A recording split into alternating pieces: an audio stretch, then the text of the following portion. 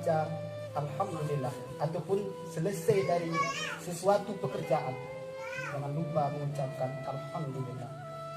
Begitu juga mau kemana saja, kalau kita tidak tahu doa keluar rumah, doa untuk pintu rumah, doa naik kendaraan, jangan kita lupa membaca basmalah, bismillahirrahmanirrahim. Saya amalkan itu, Bu. Malam rumah kami kan pakai lubang-lubang tuh pintu, tutup. Kamu saya bilang sama istri saya, kalau menutup rumah jangan lupa baca bismillah. Bismillahirrahmanirrahim. Ada lubang tutup. Bismillahirrahmanirrahim sama kain. Takutnya fitnah masuk ular apa kan. Walaupun jangan lupa baca bismillah. Kalau nggak tahu doa tidur, bismillah. Ini ada kisahnya juga, bismillah ini luar biasa kisahnya. Izin boleh Bu cerita sedikit?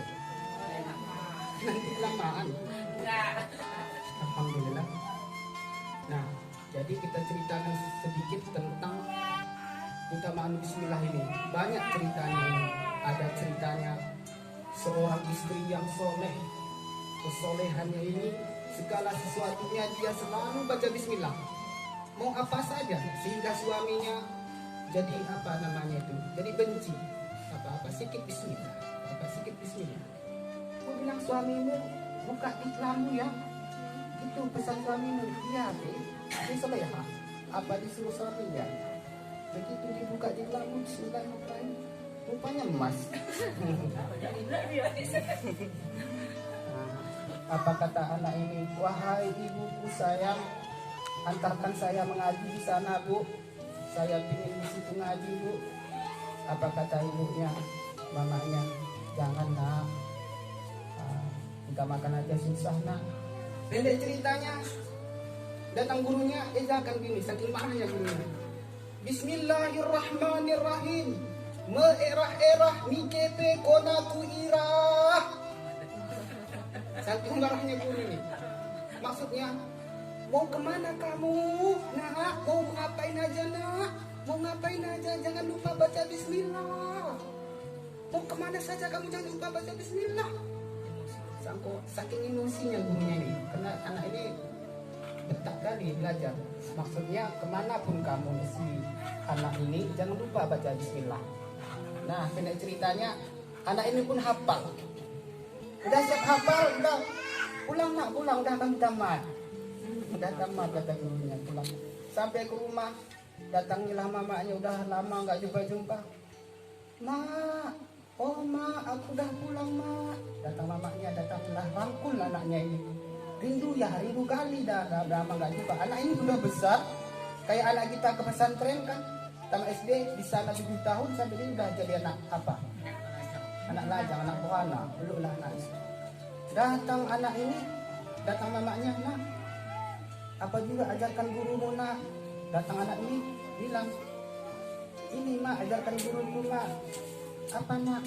Bismillahirrahmanirrahim. Erah-erah mikite konatu ira. Ya nangislah mamanya, nangis. Sedih kali mamanya nangis. Datang anak ini tanya, mak kenapa mama nangis mak? Apa kata si orang mama ini, orang tua selalu sayang sama anaknya, tidak mau. Ibarat makanan, ketimbang di mama kita ini lapar, mendingan dia lapar ketimbang anaknya lapar. Kasih makan, padahal ya mama kita itu belum makan. Begitulah ya hati mama kepada anaknya. Jadi anak ini pun nanya ke sama mamanya, mak kenapa mama nangis mak? Datang mamanya, wahai anakku, saya bahagia kamu sudah pandai. Padahal dalam hati mama ini sedih, kok begitu lamanya anakku belajar di sana. Cuma ini yang diajarkan gurunya. Enggak dibilangin gitu supaya anak ini jangan apa?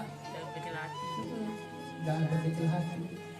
Anaknya pun ceritanya si anak minta sama mamanya, mak izinkan saya merantau ya mak ya, cari kerja.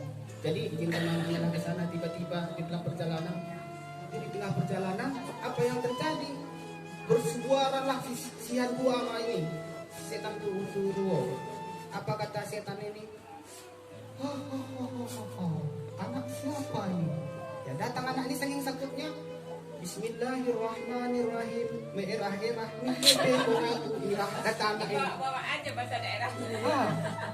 Ya Saya sehingga lupa juga bismillahnya tadi. kasihan Tuara ini takut. Ya, ini anak kemana saja dia nampak aku. Mati aku nih, nama Tuara. Namun saking takutnya dia teringat ilmu yang diajarkan gurunya itu tadi. Bismillahirrahmanirrahim. Merah-merah mikebe konatu irah. Larilah Tuara ini, setan ini.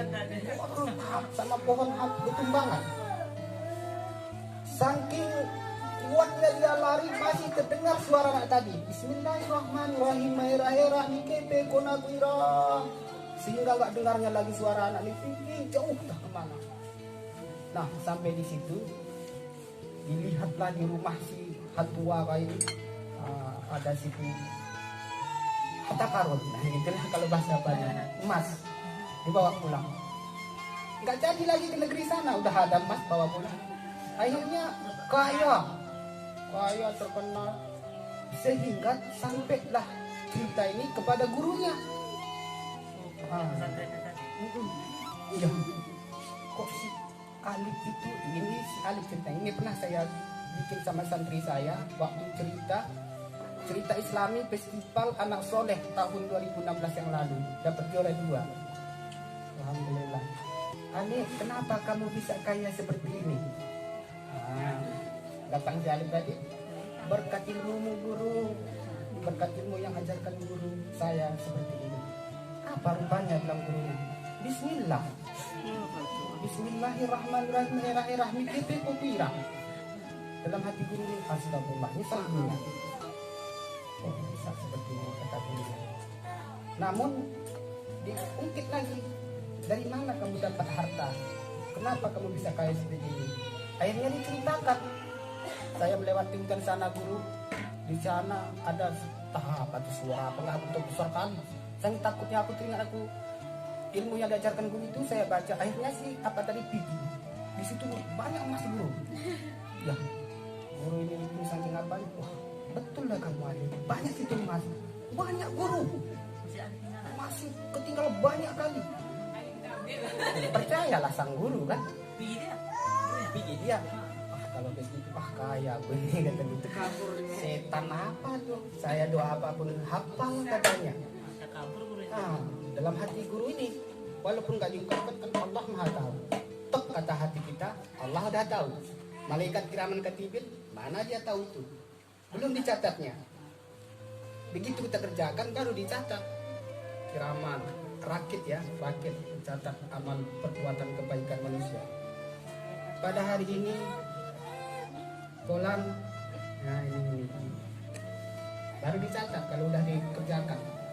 Nah, pendek ceritanya sampai ke sana datang guru tadi dengar suara apa tadi? Bilang si yang suara. Datang guru ini baca ayat apa aja baca, nggak mampan, nggak mampan karena awal mulanya dia takabur, nggak mampan. Akhirnya, wallahu alam ya ceritanya. Matilah guru tadi.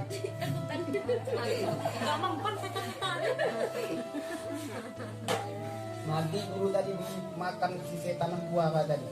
Wallahu a'lam bishawab. Nah, sampai di sini dulu ceritanya. Di balik cerita ini apa keutamaan hikmahnya? Kalau kita buka.